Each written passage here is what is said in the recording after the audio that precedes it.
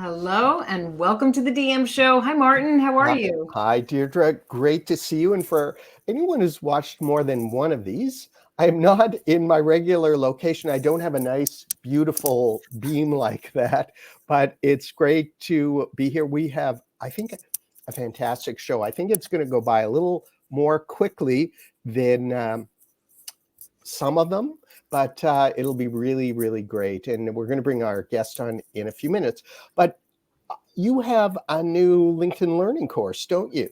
Yes. So two came out over the summertime. I revised my PR foundations course and a go-to-market planning course. And I was just in Corp and I did a revise on my marketing strategy competitive intelligence course. That should be out very soon. And I'm excited about that one because it's really going to help companies to understand who are your competitors, what are they doing, how can you counter their strategies and better position yourself in the market. Oh, sounds great. And I also, what a coincidence. I also have a couple of new courses on LinkedIn Learning. The first one is e-commerce marketing with generative AI. It's designed for e-commerce marketers who just want to get a handle on some of the ways they can use Gen AI tools beyond just the low-hanging content generation fruit that we see. And the second one, and this one just came out. This is the first time I'm talking about it in public because it's so new. It's called Using Generative AI in PR. And I'm really excited about this one too, because, and it builds on your PR PR course. So those two are a really good one to take with me. Nice. Yeah. That, you know what, Martin, I can't wait to watch your course. I know it's going to be a good one. Likewise. You're really diving into AI. I love it. Oh, trying to. Anyway, it keeps shifting. That's the thing. You can't keep up. For anyone who's joined us, please let us know in the comments where you are. And if you have any questions, let us know too. And I guess it's time to bring on our guest. Yes, it is. So today we're talking about the personal brand and executives and managers. Why you need a personal brand. And today's guest is Steven Picanza. And Steven is a brand strategist. He's a fractional CMO and he's a podcast host. And he's helped high-profile companies and executives to realize their potential and to better resonate with their audiences. And he does this through his branding playbook. And Steven will share all about the playbook. So let's get Steven into the broadcast. Okay. Steven, welcome. Oh, Martin, Deirdre, thanks for having me. Hi, everyone. It is a pleasure to have you. I never get sick of the personal branding topic. No, and it's so important. And we have a lot of people, Adnan Hoke, Jesper Anderson from Denmark, Vincent Kwong from Toronto, a former student who just graduated with his Master of Marketing last week. Oh my goodness. Raymond Guinta is a friend of mine. We go all the way back to elementary school. Wow. Raymond, thank you for being here. Roxanne Kramer is here from Kingston, Ontario. Roxanne is probably the top PR headhunter in Canada. So great to see you, Roxanne. Good to see everybody. Well, I hope everybody starts asking their questions, but we did have a few questions for you, Steven. And maybe just starting with, why should every executive and manager have a personal brand?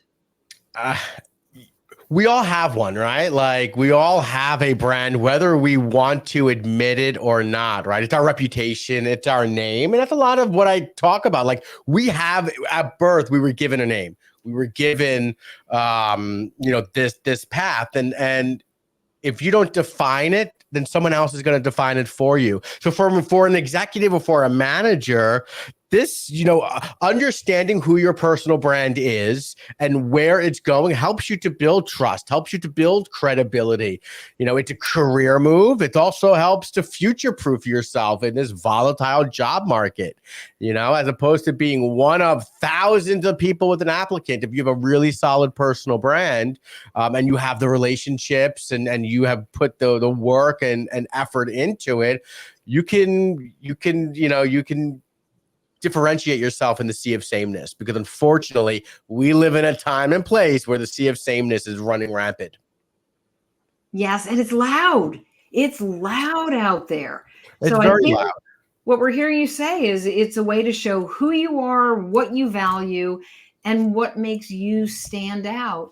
And I think even more importantly, Deirdre, it gives you the opportunity to control your narrative. Yes. Yeah. If you're not controlling your narrative in branding, a brand is not what we say it is. I teach this all the time, right? CEOs and executives, I want my brand to be this. This is what my brand needs to be. And I'm always sorry, Mr. CEO, and I hate to break the terrible news to you, but it's not about you. A brand is not what you say it is. It's what they say it is. And them being your audience. So you take that same that same directive on the personal brand side. And if you're not controlling what you put out there, someone's going to make their own narrative for you.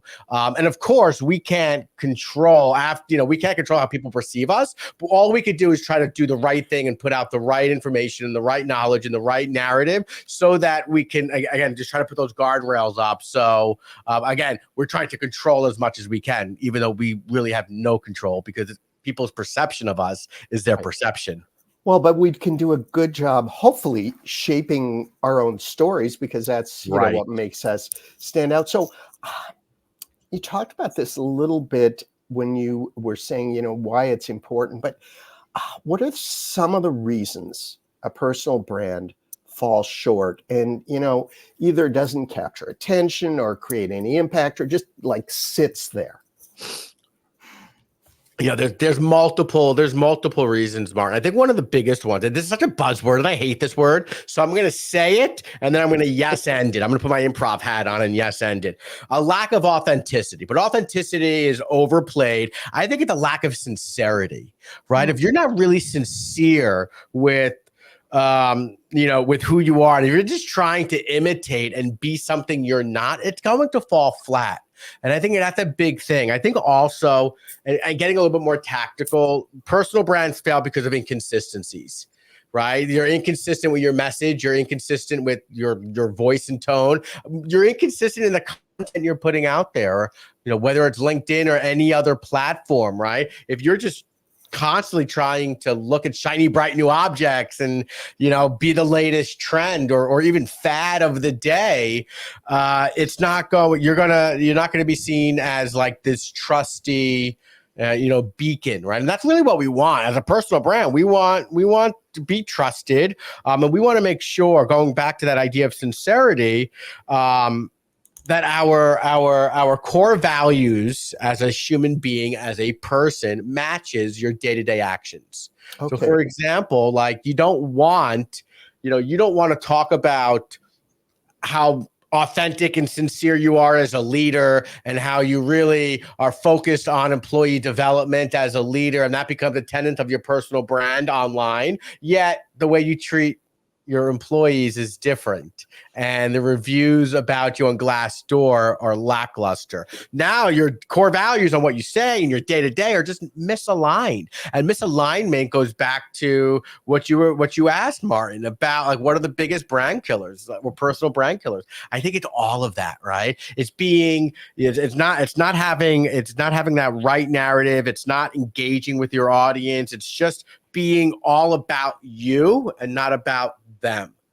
And we need to be about them, because when we're about them, it'll serve us in the end. It's so hard to do that. We have Steven Gilotti talked about inauthentic messaging as a challenge. We're going to have a question from Muzamil in a second. Muzamil, it'd be great if you could just type it in and we can show it and then on the screen and ask it, and hopefully you'll get a great answer. One Oh, I just one quick point to make. Stephen, it's not just online.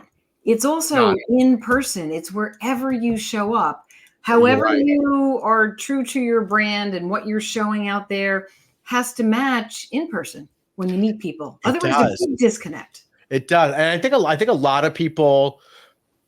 I think there's a lot of fear with the fact that there are thousands of touch points that you seemingly need to manage, right? And it's not a Herculean lift, and it shouldn't be, right? I think that like if you start to break it down and you just start to understand who you are, what you want to be about, you can start to mold that narrative into every one of those touch points, and it's not this giant lift. You're not transforming yourself into a butterfly. You're just refining who you are. And putting your operating system into play. Deirdre, you talked about this playbook that, earlier when you were doing the intro. It really is an operating system. It's going to grow. It's going to adapt. Because it's impossible to be this really consistent. It's impossible to have like the brand guidelines of yesteryear could be controlling today. It just doesn't work. There's just too many opportunities for things to go rogue. And so we need to think about it a little bit differently these days. Exactly. Okay. And on that note, do we have a question, Martin? We do from Musamil. Okay, and good. it is, let me just show it here. Hold on. There we go. Oh, sorry. No, wrong one. My bad. There we go. I'm a website developer and designer. As a web developer, how can I build my personal branding? It's about value, right? Like it's about just you're doing things not for the self-promotional aspect, but you're doing things to help other people. And in turn, it becomes a big self-promotion. So whether you're a web developer, whether you are an aspiring marketer, whether you're an entrepreneur or you're trying to climb that corporate ladder, I think that I think that we all have the opportunity to have a concise message out there. And we all have an opportunity to provide value to our tribe, to our audience. So again, an aspiring web designer, that's amazing. Instead of always saying, hey, I design websites, who wants to buy from me?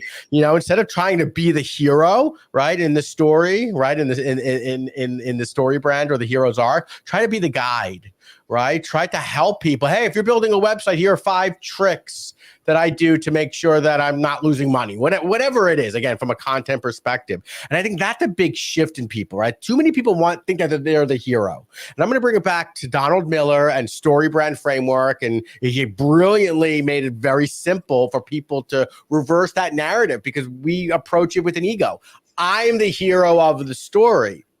Now, if we just take that and flip it and say you're not the hero, but you're the guide, well, now all of a sudden you have a different narrative, right? You are that trusty mechanic that I'm going to take my car back to every time that there's something wrong. You know what I mean? And that's a really powerful thing to do. So oftentimes when I'm talking to aspiring entrepreneurs and they think that they're here and that they're in that role of the hero, and I reframe it for them and I show them this guide aspect that they can be, the light bulb that goes on, because in a way it almost takes a lot of responsibility off of the shoulders, right? If you always think you're the hero, then you always have to be performing. You can't have a bad day. You can't be, you always have to put this persona out there, and that's just not right. And so going back to the question, around I'm a web designer, how do I start to build my brand? I think the first thing is what you're doing. You're a web designer. You're identifying your niche. That's where you want to play. So let's try to dive deeper into that. What are some of the core tenets of a web designer? What kind of content can you put out there that position you as the guide and not necessarily the hero? And now you're going to really start to build your brand. And of course, people might start to look at your content. They might start to engage with your content. And if it will turn into business in the long run. Again, there's no get rich quick schemes in building your personal brand. No matter how many quote unquote gurus out there tell you there's a get rich quick scheme on building your brand and making, a $4 million business overnight, it doesn't exist. It's going to take a while. It doesn't. And Martin's been trying to figure that out for a couple of years. For many, many, many years. It's like, it's still all a work in progress. We have so many great comments here. One from the other Steven on the call about AI, but we'll get to that in a minute. I just want to get to one by Martha Levinsky. And what she says is she feels how much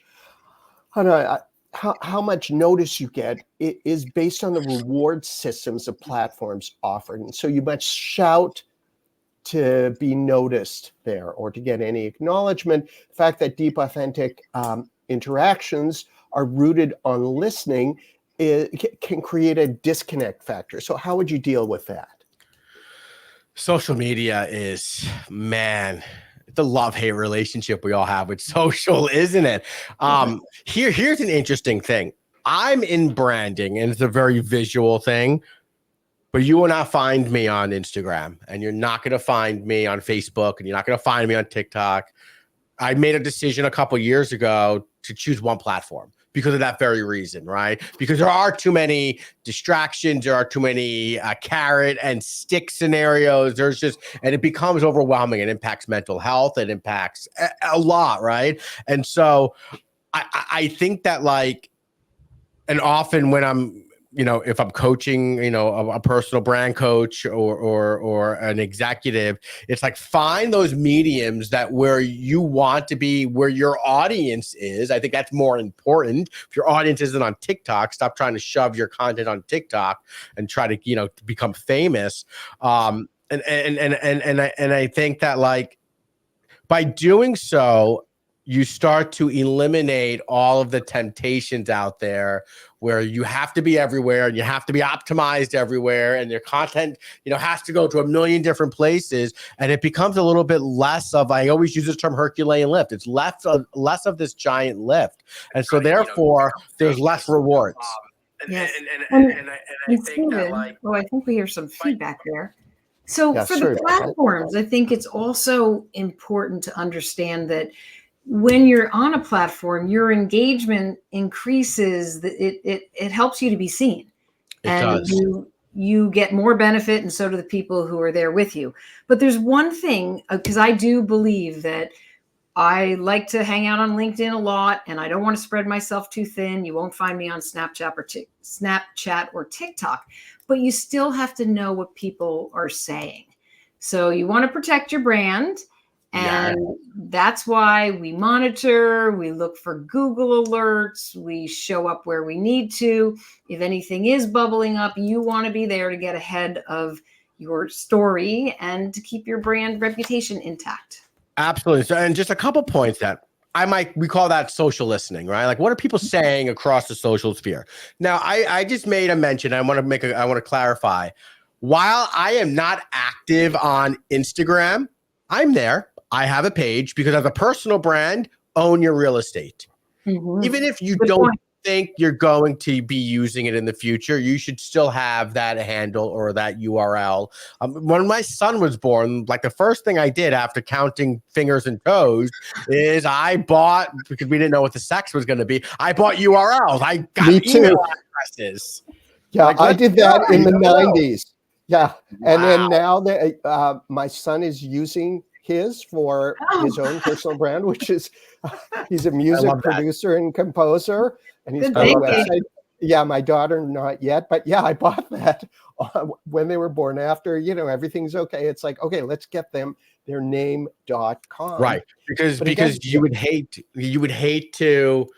And obviously, certain names lends itself a little easier. If your name is John Smith, and you're gonna have a hard time getting johnsmith.com. But that idea of owning your real estate becomes incredibly important. And Deirdre, to your point, is making sure that yes, we have those mechanisms in place so we can monitor what's being said and we can respond accordingly, but we're not doing it in a nauseating fashion where it becomes obsessive, right? Where we're only posting content for the dopamine spike that we're going to get from a like. And I think that's where social media takes a dark, ugly turn, in my opinion. And it just becomes an addictive act. Well, I just want to say, Martin, because we're LinkedIn learning instructors, I love the comment by Stephanie. She says, LinkedIn is my platform. I deleted everything else and love it. Yeah, I know. That's really good. We have a couple more. Andrew Jenkins, also from Toronto. Hi, Andrew. Bought his kids' domain names 20 plus years ago. Yeah. The thing is, one word of caution, do not give the domain names to your children as a third birthday present. They will not like that. They would prefer a toy, I think, or something. Oh man, now I have to go shopping for my son's third birthday coming up. Yeah, I know, because it's coming up. So I just wanted to give you that in advance. That's good advice. Laurel has a question. How do you help executives bridge their personal brand with their enterprise initiatives? That's a good one. That is a great one. I think a lot of it comes down to the self-reflection and the individual, right? So much about personal brand is a philosophical journey for the self. Right. And like, what is the goal here? Now, of course, corporations may have social media policies and they may have strict policies depending on the organization. So we need to understand what those are. But if the leader, the CEO, or anyone in the C-suite, it becomes a marketing tool for the organization. And we see this across the board where employees or people at an organization that are posting on behalf of the organization, they're able to sell better. They're able to, promote the brand better, right? There is a direct correlation.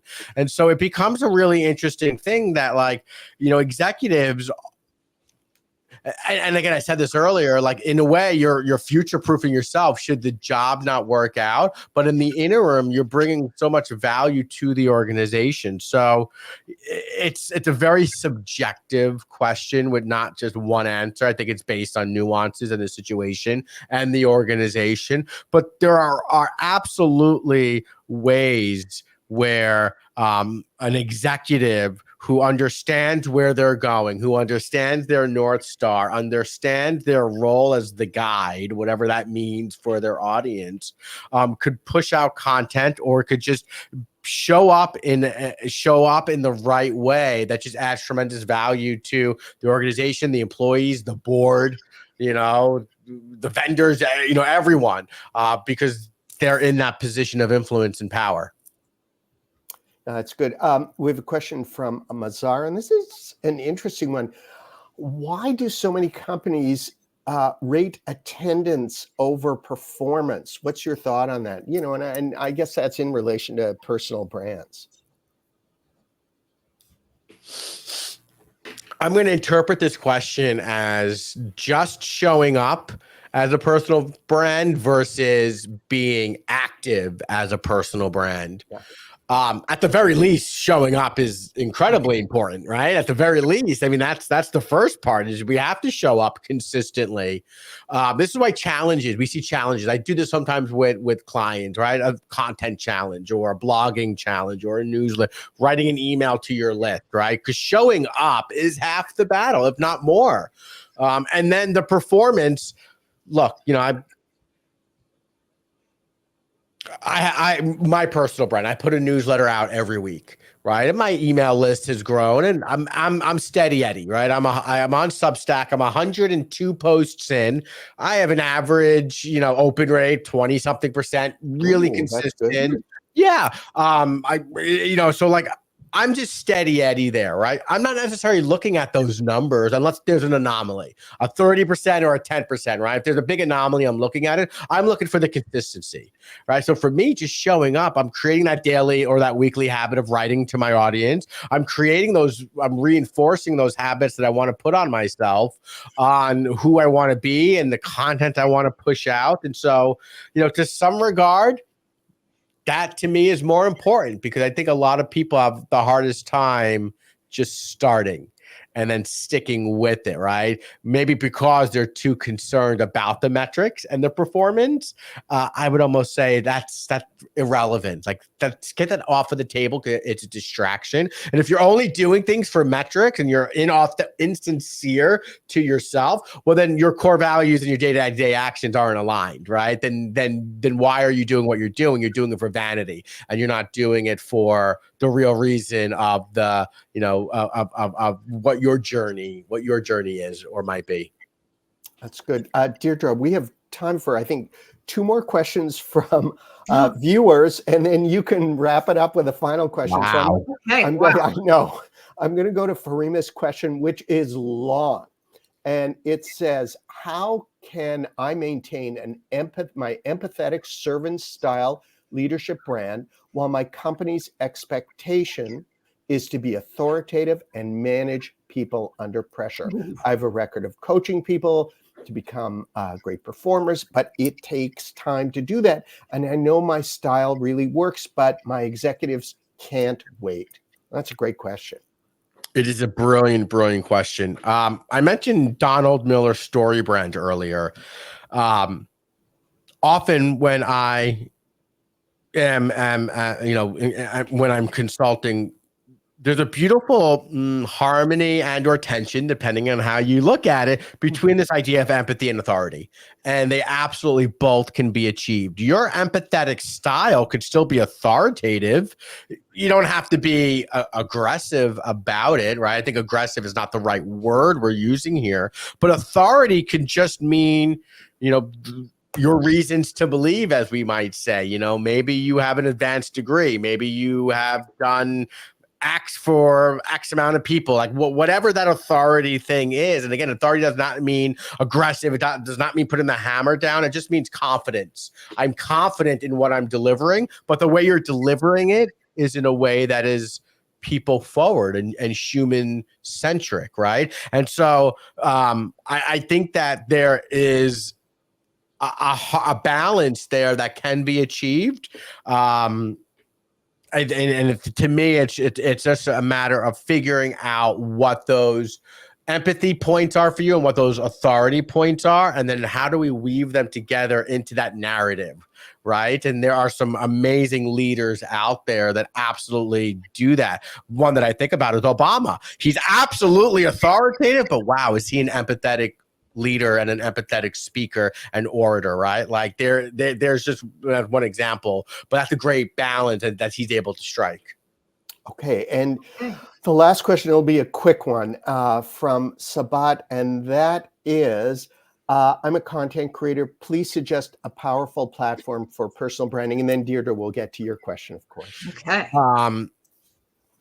If you are a writer, I like Substack. I'm on Substack. I use Substack. I think Substack is a brilliant platform as an author, to push out words, very seamless, start to build your audience, start to build your community. You can start to monetize on there. You could do a podcast on there, and it's a great intro platform for writers.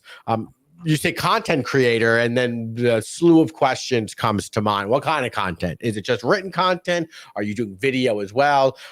So just going back to like my trident, I suppose you could say, or my pyramid of content.